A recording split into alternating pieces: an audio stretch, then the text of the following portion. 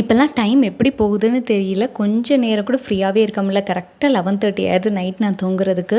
புதன்கிழமை லீவ் அப்படிங்கிறதுனால வியாழக்கிழமை கிட்டத்தட்ட 4 1/2 கேஜிஸ் ஆர்டர் நான் கம்ப்ளீட் பண்ண வேண்டியதா இருந்துச்சு. ஏன்னா எல்லாருக்குமே நான் சொல்லியிருந்தேன், புதன் வியாழன்ல உங்களுக்கு வந்து நான் கொரியர் பண்ணிருவேன்னு. ஸோ யாருமே கேட்கல. இருந்தாலும் நம்ம முடிச்சுருவோமேன்ட்டு காலையில் இயர்லியராகவே எந்திரிச்சு ஒரு பேட்சாக போட ஸ்டார்ட் பண்ணிட்டேன். சைட் பை சைட் வந்து பார்த்திங்கன்னா, அப்படியே மார்னிங்கே நைட்டு வரைக்கும் டின்னருக்கு சேர்த்து சமைச்சிடலான்னு ஒரே தான் எக் கிரேவி கொஞ்சம் பல்காவே வச்சுட்டேன். இந்த குட்டி மண்சட்டி வந்து பார்த்திங்கன்னா மதுரையிலேருந்து வாங்கிட்டு வந்தேன். எனக்கு ரொம்ப பிடிச்சிருந்துச்சி. ஸோ கொஞ்சமாக புளிக்குழம்பு ரசம்லாம் தாளிக்க யூஸ் ஆகுமேன்னு வாங்கிட்டு வந்திருந்தேன். முட்டை கிரேவி, அதுக்கப்புறம் ரசம், சிம்பிளாக மார்னிங் பிரேக்ஃபாஸ்ட், லஞ்ச், நைட் டின்னருக்கு சேர்த்து ரெடி பண்ணியாச்சு. அதுக்கப்புறம் ஒரு பேட்ச் வந்து போட்டிருந்தேன்.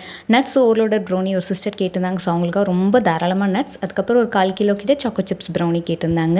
ஸோ ப்ரௌனிஸ் பார்த்திங்கன்னா எவ்வளோ சூப்பராக வந்திருக்குன்னு. நீங்களும் நம்மளுடைய டேஸ்டியான ப்ரௌனிஸ் ஆர்டர் பண்ண நினச்சிங்கன்னா மேலே ஸ்க்ரீனில் தெரிய நம்பருக்கு வாட்ஸ்அப் பண்ணி உங்கள் ஆர்டர் ப்ளேஸ் பண்ணிக்கோங்க. பேக் டு பேக் ஆர்டர்ஸ் எல்லாத்தையுமே பேக் பண்ணிவிட்டு கரெக்டாக 5:30க்கு எல்லாத்தையும் முடிச்சாச்சு.